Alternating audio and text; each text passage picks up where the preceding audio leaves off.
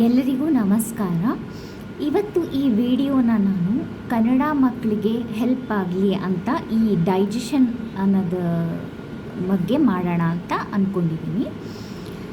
So ಈ ವಿಡಿಯೋನ ಮಾಡ್ತಾಯಿದ್ದೀನಿ ಎಲ್ಲರಿಗೂ ಕನ್ನಡ ಮಕ್ಕಳಿಗೋಸ್ಕರ. ಓಕೆ, ಶುರು ಮಾಡೋಣ. ಈ ಡೈಜೆಷನ್ ಅನ್ನೋ ಪ್ರೋಸೆಸ್ ಏನಂದರೆ ಫಸ್ಟು ಬಾಯಿಯಿಂದಲೇ ಶುರುವಾಗುತ್ತದೆ. ಡೈಜೆಷನ್ ಪ್ರೋಸೆಸ್ಸು ನಮ್ಮ ಬಾಯಿಯಲ್ಲಿ ಸಲೈವ ಅಂದರೆ ಲಾಲರಸ ಕನ್ನಡದಲ್ಲಿ ಹೇಳೋದು, ಓಕೆನಾ. ಸಲೈವಾನಲ್ಲಿ ಒಂದು ಎನ್ಸೈಮ್ ಇರುತ್ತೆ. ಎನ್ಸೈಮ್ಗೆ ಕನ್ನಡದಲ್ಲಿ ಕಿಣ್ವ ಅಂತ ಕರೀತಾರೆ, ಓಕೆನಾ. ಈ ಎನ್ಸೈಮ್ ಹೆಸರು ಸಲೈವರಿ ಅಮೈಲೇಸ್ ಅಂತ ಇಂಗ್ಲೀಷಲ್ಲಿ. ಹಾಗೆ ಕನ್ನಡದಲ್ಲಿ ಹೇಳಬೇಕಂದ್ರೆ ಲಾಲರಸದ ಅಮೈಲೇಸ್ ಅಂತ. ಸೊ ನಾವು ಡೈಜೆಷನ್ ಹೇಳಬೇಕಾದ್ರೆ ಫಸ್ಟು ನಮ್ಮ ಬಾಯಿಯಿಂದಲೇ ಡೈಜೆಷನ್ ಸ್ಟಾರ್ಟ್ ಆಗಿಬಿಡತ್ತೆ. ಸೊ ಈ ಇದನ್ನು ಎಲ್ಲರೂ ಜ್ಞಾಪಕ ಇಟ್ಕೋಬೇಕು. ಕಾಮನ್ ಆಗಿ ಎಕ್ಸಾಮ್ನಲ್ಲಿ ಕೇಳ್ತಾ ಇರ್ತಾರೆ ಡೈಜೆಷನ್ನು ಎಲ್ಲಿಂದ ಶುರು ಆಗತ್ತೆ ಅಂತ. ಸೊ ಅದಕ್ಕೆ ನೀವೇನು ಹೇಳಬೇಕು ಅಂದರೆ ಡೈಜೆಷನ್ನು ಬಾಯಿಯಿಂದಲೇ ಶುರುವಾಗುತ್ತದೆ. ಯಾವುದು ಡೈಜೆಸ್ಟ್ ಆಗುತ್ತೆ ಬಾಯಲ್ಲಿ ಅಂದರೆ ಕಾರ್ಬೋಹೈಡ್ರೇಟ್ಸ್ ಅಂತ ಹೇಳಬೇಕು. ಬಾಯಲ್ಲಿ you have an enzyme known as salivary amylase, ಅಂದರೆ ಕನ್ನಡದಲ್ಲಿ ಲಾಲರಸದ ಅಮೈಲೇಸ್. ಈ ಲಾಲರಸದ ಅಮೈಲೇಸ್ ಏನು ಮಾಡುತ್ತೆ ಅಂದರೆ ಕಾರ್ಬೋಹೈಡ್ರೇಟ್ಸ್ ಮೇಲೆ ಆ್ಯಕ್ಟ್ ಮಾಡುತ್ತೆ. ಆಮೇಲೆ ಏನಾಗುತ್ತೆ ಅಂದರೆ ನಾವು ತಿಂದಿರುವಂಥ ಆಹಾರ ಏನಾಗುತ್ತೆ ಅಂದರೆ ಅನ್ನನಾಳ ಅಂದರೆ oesophagus. Where does the food go? The food goes to oesophagus, ಅಂದರೆ ಕನ್ನಡದಲ್ಲಿ ಅನ್ನನಾಳ. ಈಸೋಫೇಗಸಲ್ಲಿ there is a type of movement known as peristaltic movement. ಏನಂತ ಹೇಳ್ತೀವಿ ಅಂದರೆ ಪೆರಿಸ್ಟಾಲ್ಸಿಸ್ ಅಂತ ಕರಿತೀವಿ. ಹೀಗೆ ಸ್ಕ್ವೀಸ್ ಆಗಿ ಆಗಿ ಆಗಿ ಫುಡ್ಡು ಮೂಮೆಂಟ್ ಆಗುತ್ತೆ. ಎರಡು ಕಡೆ ಪೆರಿಸ್ಟಾಲ್ಸಿಸ್ ನಡೆಯುತ್ತೆ ನಮ್ಮ ಬಾಡಿನಲ್ಲಿ. ಎಲ್ಲೆಲ್ಲಿ ಅಂತ ಕೇಳ್ತಾರೆ. ಸೊ ಮೊದಲನೇದು ನೀವು ಹೇಳಬೇಕು ಅಂದರೆ ಅನ್ನನಾಳ ಅಂದರೆ ಈಸೋಫೇಗಸಲ್ಲಿ, ಮತ್ತು ಇನ್ನೊಂದು ಸಣ್ಣ ಕರುಳು ಅಂದರೆ ಸ್ಮಾಲ್ ಇಂಟೆಸ್ಟೈನ್. ಇವೆರಡು ಕಡೆನೂ ಫುಡ್ಡು ಪೆರಿಸ್ಟಾಲ್ಸಿಸ್ ಮೂಲಕ ಮುಂದೆ ಹೋಗುತ್ತೆ. ಇದನ್ನು ಜ್ಞಾಪಕ ಇಟ್ಕೋಬೇಕು. ನಮ್ಮ ಬಾಡಿನಲ್ಲಿ ಎರಡು ಕಡೆ ಪೆರಿಸ್ಟಾಲ್ಸಿಸ್ ನಡೆಯುತ್ತೆ. ಒಂದು ಈಸೋಫೇಗಸಲ್ಲಿ, ಇನ್ನೊಂದು ಸಣ್ಣ ಕರುಳು ಸ್ಮಾಲ್ ಇಂಟೆಸ್ಟೈನಲ್ಲಿ. ಇವೆರಡು ಜ್ಞಾಪಕ ಇಟ್ಕೋಬೇಕು. ನೆಕ್ಸ್ಟು ಮೌತಿಂದನೇ ಡೈಜೆಷನ್ ಶುರು ಆಗಿಬಿಡತ್ತೆ by the action of an enzyme known as salivary amylase, ಲಾಲರಸದ ಅಮೈಲೇಸ್. ಯಾವ್ದು ಡೈಜೆಸ್ಟ್ ಆಗುತ್ತೆ ಫಸ್ಟು ಅಂತ ಕೇಳ್ತಾರೆ? ಕಾರ್ಬೋಹೈಡ್ರೇಟ್ಸ್ ಅಂತ ಆನ್ಸರ್ ಹೇಳಬೇಕು. ಯಾವುದು ಫಸ್ಟ್ ಡೈಜೆಸ್ಟ್ ಆಗೋದು ಅಂತ ಕ್ವಶನ್ ಕೇಳ್ತಾರೆ. ಸೊ ಅವಾಗ ನೀವು ಹೇಳಬೇಕು carbohydrates digestion starts with the mouth itself by the action of enzyme known as salivary amylase. Carbohydrate ಡೈಜೆಷನ್ನು ಬಾಯಿಯಿಂದಲೇ ಶುರುವಾಗುವುದು. ಯಾವುದರಿಂದ ಅಂದರೆ ಲಾಲರಸದ ಅಮೈಲೇಸ್. ನಾವು ಎನ್ಸೈಮ್ಸ್ನ ಕನ್ನಡದಲ್ಲಿ ಕಿಣ್ವ ಅಂತ ಕರಿತೀವಿ. ನೆಕ್ಸ್ಟ್ ಫುಡ್ಡು ಈಸೋಫೇಗಸ್ಗೆ ಹೋಗುತ್ತೆ, ಅಂದರೆ ಅನ್ನನಾಳಕ್ಕೆ ಹೋಗುತ್ತೆ. ಅನ್ನನಾಳದಿಂದ ಫುಡ್ಡು ಸ್ಟಮಕ್ಗೆ ಹೋಗಬೇಕು. ಸ್ಟಮಕ್ ಹೆಸರು ಜಠರ. ಕನ್ನಡದಲ್ಲಿ ಏನಂತ ಹೇಳ್ತೀವಿ? ಸ್ಟಮಕ್ಗೆ ಜಠರ ಅಂತ ಹೇಳ್ತೀವಿ. ಸ್ಟಮಕ್ಗೆ ಹೋಗುತ್ತೆ. ಆ ಸ್ಟಮಕ್ಗೆ ಫುಡ್ ಹೋಗುವಾಗ ನಮಗೆ ಇನ್ನೆರಡು ಅಂಗಗಳಿವೆ. ಯಾವುದು ಅಂದರೆ ಒಂದು ಲಿವರ್ನ ಕನ್ನಡದಲ್ಲಿ ಯಕೃತ್ ಅಂತ ಕರಿತೀವಿ, ಮತ್ತು ಇನ್ನೊಂದು ಪ್ಯಾನ್ಕ್ರಿಯಾಸ್, ಅದು ಕನ್ನಡದಲ್ಲಿ ಮೆದೋಜೀರಕ ಗ್ರಂಥಿ ಅಂತ ಕರಿತೀವಿ. ಇವೆರಡು ಲಿವರ್ ಮತ್ತು ಪ್ಯಾನ್ಕ್ರಿಯಾಸ್ ಇವೆರಡು ಕೂಡ ತಮ್ಮದೇ ಆದಂಥ ಎನ್ಸೈಮ್ಸ್ಗಳನ್ನು ಕಿಣ್ವಗಳನ್ನು ಉತ್ಪನ್ನ ಮಾಡಿ ಬಿಡುತ್ತದೆ. ಎಲ್ಲಿ ಬಿಡತ್ತೆ ಅಂದರೆ ಡಿಯೋಡಿನಮ್ ಅಂತ ಒಂದು ಜಾಗ ಇರುತ್ತೆ. ಅದು ಡಿಯೋಡಿನಮಲ್ಲಿ ಎಲ್ಲ ಕಿಣ್ವಗಳ ಮಿಶ್ರಣ ಆಗತ್ತೆ. ಸೊ ಬಾಯಿಯಿಂದ ಫುಡ್ಡು ಸ್ಟಮಕ್ಗೆ ಹೋಗುತ್ತೆ. ಸ್ಟಮಕ್ಗೆ ಹೋಗೋಕ್ಕಿಂತ ಮುಂಚೆ ಎರಡು ಅಂಗಗಳಿವೆ. ಯಾವುದು ಅಂದರೆ ಲಿವರ್ ಮತ್ತು ಪ್ಯಾನ್ಕ್ರಿಯಾಸ್. ಲಿವರ್ಗೆ ಯಕೃತ್ ಅಂತ ಕರಿತೀವಿ, ಪ್ಯಾನ್ಕ್ರಿಯಾಸ್ಗೆ ಮೆದೋಜೀರಕ ಗ್ರಂಥಿ ಅಂತ ಕರಿತೀವಿ. ಸೊ ಲಿವರ್ ಪ್ರೊಡ್ಯೂಸಸ್ ಬೈಲ್ ಅಂದರೆ ಕನ್ನಡದಲ್ಲಿ ನಾವು ಪಿತ್ತರಸ ಅಂತ ಕರಿತೀವಿ. ಬೈಲ್ಗೆ ಏನಂತ ಕರಿತೀವಿ? ಪಿತ್ತರಸ. ಬೈಲು ಏನು ಮಾಡುತ್ತೆ ಅಂತ ಕೇಳಿದ್ರೆ ನೀವೇನು ಹೇಳಬೇಕು? Bile helps in the emulsification of fats ಅಂತ ಹೇಳಬೇಕು. ಆಮೇಲೆ ಬೈಲ್ ಏನು ಮಾಡುತ್ತೆ ಅಂದರೆ ದೊಡ್ಡದಾಗಿರೋ ಅಂಥ ಫ್ಯಾಟ್ ಗ್ಲೋಬ್ಯೂಲ್ಸ್ನ ಚಿಕ್ಕದಾಗಿರೋ ಅಂಥ ಫ್ಯಾಟ್ ಗ್ಲೋಬ್ಯೂಲ್ಸ್ನಾಗಿ ಕನ್ವರ್ಟ್ ಮಾಡುತ್ತೆ. ಹಾಗೆ ಪ್ಯಾನ್ಕ್ರಿಯಾಸ್ ಕೂಡ ತಂದೇ ಆದಂಥ ಎಂಜೈಮ್ಸ್ಗಳನ್ನು ರಿಲೀಸ್ ಮಾಡುತ್ತೆ. ಸೊ ಇದು ಪ್ಯಾನ್ಕ್ರಿಯಾಸ್ಗೆ ಮೆದೋಜೀರಕ ಗ್ರಂಥಿ ಅಂತ ಕರಿತೀವಿ. ಸೊ ಡೈಜೆಷನಲ್ಲಿ ಪ್ಯಾನ್ಕ್ರಿಯಾಸು ಎಂಜೈಮ್ಸ್ನ ರಿಲೀಸ್ ಮಾಡುತ್ತೆ. ಬಟ್ ಸ್ಪೆಷಲ್ಲಾಗಿ ಪ್ಯಾನ್ಕ್ರಿಯಾಸು ಇನ್ಸುಲಿನ್ ಮತ್ತು ಗ್ಲೂಕೋಗಾನ್ ಅಂತ ಎರಡು ಎಂಜೈಮ್ಸ್ನ ರಿಲೀಸ್ ಮಾಡುತ್ತೆ.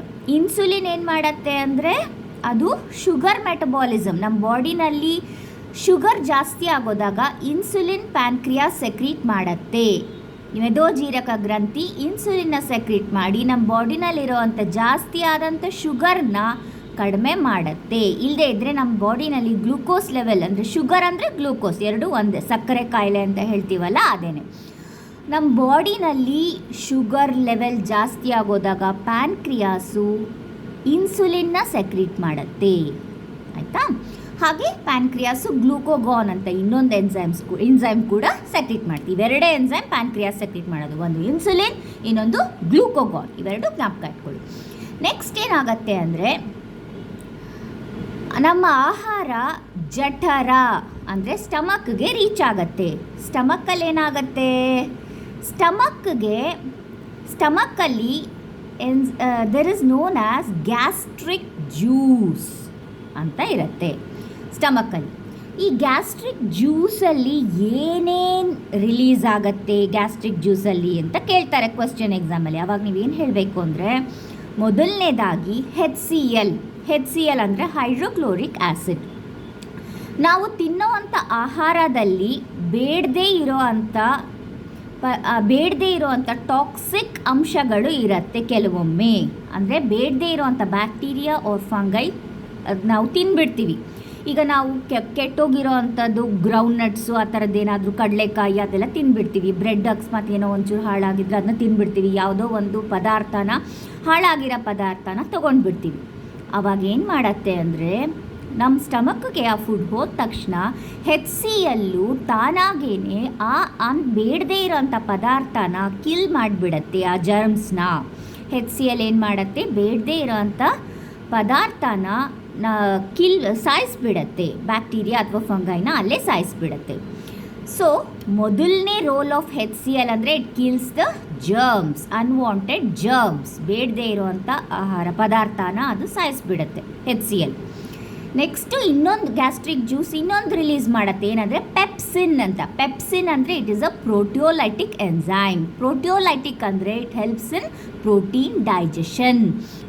ಪ್ರೋಟೀನ್ಸ್ನ ಅಮೈನೋ ಆ್ಯಸಿಡ್ಸ್ ಆಗಿ ಕನ್ವರ್ಟ್ ಮಾಡೋ ಎಂಜೈಮ್ಸ್ಗೆ ಪ್ರೋಟಿಯೋಲಿಟಿಕ್ ಎಂಜೈಮ್ಸ್ ಅಂತ ಕರಿತೀವಿ. So what is the end product of protein metabolism ಅಂತ ಕೇಳಿದ್ರೆ you should write amino acids. So pepsin is a proteolytic enzyme. Protein ಡೈಜೆಷನ್ಗೆ ಹೆಲ್ಪ್ ಮಾಡುತ್ತೆ ಪೆಪ್ಸಿನ್. ಓಕೆನಾ? ಕನ್ನಡದಲ್ಲೂ ಪೆಪ್ಸಿನ್ ಅಂತಲೇ ಕರೆಯೋದು. ಇನ್ನೊಂದೇನೆಂದರೆ ಮ್ಯೂಕಸ್, ಅಂದರೆ ಕನ್ನಡದಲ್ಲಿ ಲೋಳೆ ಅಂತ ಹೇಳ್ತೇವೆ, ಅಥವಾ ಲೋಳ ರಸ, ಲೋಳೆ. ಓಕೆನಾ? ಮ್ಯೂಕಸ್. ಈ ಮ್ಯೂಕಸ್ ಏನು ಮಾಡುತ್ತೆ ಅಂದರೆ ನಮ್ಮದು ಸ್ಟಮಕ್ ಏನಾಗುತ್ತೆ ಅಂದರೆ by the action of HCl ಏನಾಗುತ್ತೆ, ನಮ್ಮ ಸ್ಟಮಕ್ಕೆ ಸುಟ್ಟೋಗ್ಬಿಡ್ಬೋದು HCl ಆ್ಯಕ್ಷನಿಂದ. ಸೊ ಅದನ್ನು ತಡೆಗಟ್ಟಕ್ಕೆ ಮ್ಯೂಕಸ್ ಇರುತ್ತೆ, ಲೋಳೆ ಏನು ಮಾಡುತ್ತೆ? ಮ್ಯೂಕಸ್ ಅಂದರೆ it prevents the walls of our stomach by the action of HCl. ನಮ್ಮ ಸ್ಟಮಕ್ಕೆ ಸುಟ್ಟೋಗ್ಬಿಡ್ಬೋದು ಆ HCl ಇಂದ. ಸೊ ಅದನ್ನು ತಡೆಗಟ್ಟೆ ಅದು ಲೋಳೆ ಅಂದರೆ ಮ್ಯೂಕಸ್. ನೆಕ್ಸ್ಟ್ ಏನಾಗುತ್ತೆ ಅಂದರೆ ಫುಡ್ಡು ಸ್ಮಾಲ್ ಇಂಟೆಸ್ಟೈನ್ ಅಂದರೆ ಸಣ್ಣ ಕರಳುಗೆ ಎಂಟರ್ ಆಗಬೇಕು. ಸೊ ಸಣ್ಣ ಕರಳುಗೆ ಎಂಟರ್ ಆಗಬೇಕಾದ್ರೆ ಅಲ್ಲೊಂದು ವ್ಯಾಲ್ವ್ ಇರುತ್ತೆ. ಯಾವುದು?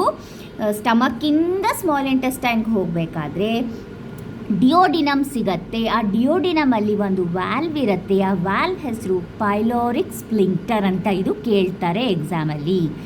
ಯಾವುದು ವ್ಯಾಲ್ವು ಅಂತ ಮಧ್ಯದಲ್ಲಿ ಇರೋದು ಅಂತ ಕೇಳ್ತಾರೆ. ಆ ವ್ಯಾಲ್ವ್ಸ್ ರೋಲ್ ಏನಂದರೆ ಫುಡ್ಡನ್ನ ಹಿಂದ್ಗಡೆ ತಿರ್ಗಾ ಬ್ಯಾಕ್ ಫ್ಲೋ ಆಗದೆ ಇರೋ ಹಾಗೆ ಪ್ರಿವೆಂಟ್ ಮಾಡುತ್ತೆ ವ್ಯಾಲ್ವ್ಸು.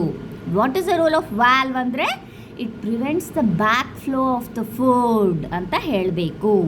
ಹಾಗೆ ಹಾರ್ಟಲ್ಲಿ ಕೂಡ ವ್ಯಾಲ್ವ್ಸ್ ಇರುತ್ತೆ, ಟ್ರೈಕಾಸ್ಪಿಡ್ ಮತ್ತು ಬೈಕಾಸ್ಪಿಡ್ ವ್ಯಾಲ್ವ್ಸ್ ಅಂತ. ಅದು ಬ್ಲಡ್ನ ಬ್ಯಾಕ್ ಫ್ಲೋ ಆಗದೆ ಇರೋಂಗೆ ಪ್ರಿವೆಂಟ್ ಮಾಡುತ್ತೆ. ಅದೇ ಥರ ಡೈಜೆಸ್ಟಿವ್ ಸಿಸ್ಟಮಲ್ಲಿ ಕೂಡ ವ್ಯಾಲ್ವ್ ಇದೆ ಒಂದು, ಯಾವುದು ಅಂದರೆ ಪೈಲೋರಿಕ್ ಸ್ಪ್ಲಿಂಕ್ಟರ್. ಅದು ಎಲ್ಲಿದೆ ಅಂದರೆ ಸ್ಟಮಕ್ಕಿಂದ ಫುಡ್ಡು ಸ್ಮಾಲ್ ಇಂಟೆಸ್ಟೈನ್ಗೆ ಎಂಟರ್ ಆಗಬೇಕಾದ್ರೆ ಮಧ್ಯ ಒಂದು ವ್ಯಾಲ್ವ್ ಇದೆ.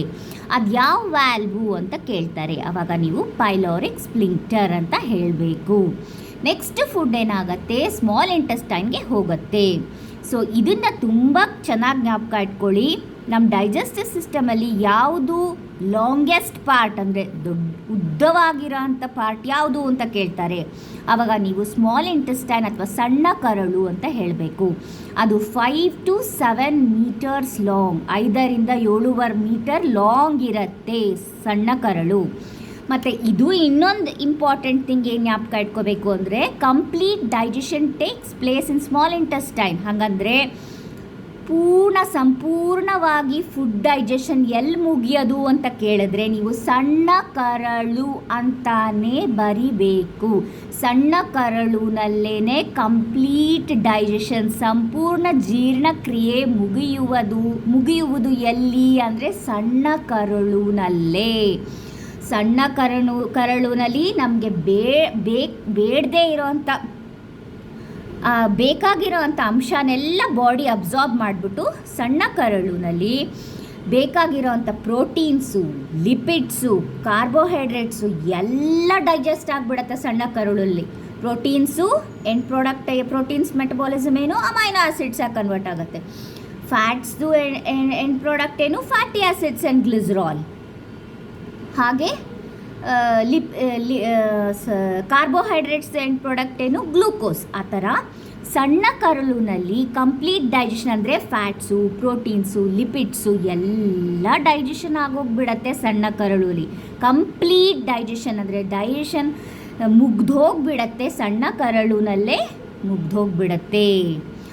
ಆಮೇಲೆ ನಮಗೆ ಬೇಡದೇ ಇರೋ ಅಂಥ ವಸ್ತು ಮಾತ್ರ ಲಾರ್ಜ್ ಇಂಟೆಸ್ಟೈನ್ಗೆ ಹೋಗುತ್ತೆ. ಅಂದರೆ faeces are the undigested matter which is not required by our body goes to large intestine. Large ಇಂಟೆಸ್ಟೈನಲ್ಲಿ ಏನಾಗುತ್ತೆ ಅಂದರೆ ಬೇಡದೇ ಇರುವಂಥ ವಸ್ತು ಅಥವಾ ಪದಾರ್ಥ ಲಾರ್ಜ್ ಇಂಟೆಸ್ಟೈನ್ ಅಂದರೆ ದೊಡ್ಡ ಕರಳುಗೆ ಹೋಗಿ ಸೇರತ್ತೆ. ಮತ್ತು ವಾಟರ್ ಅಬ್ಸಾರ್ಪ್ಷನ್ ಆಗತ್ತೆ. ಲಾರ್ಜ್ ಇಂಟೆಸ್ಟೈನಲ್ಲಿ ವಾಟರ್ ಅಬ್ಸಾರ್ಪ್ಷನ್ ಆಗತ್ತೆ. ಆಗಿಬಿಟ್ಟು ಲಾಸ್ಟಲ್ಲಿ ಅದು ಏನಸ್ ಮೂಲಕ undigested food goes out through our body through last, that is anus. So I think this video is useful for most of you. ಕನ್ನಡದಲ್ಲಿ ಕೂಡ ಹೇಳಕ್ಕೆ ಟ್ರೈ ಮಾಡಿದ್ದೀನಿ ಕನ್ನಡ ಮೀಡಿಯಮ್ ಸ್ಟೂಡೆಂಟ್ಸ್ಗೋಸ್ಕರ. Okay, make use of this video. Okay, thank you, take care and bye.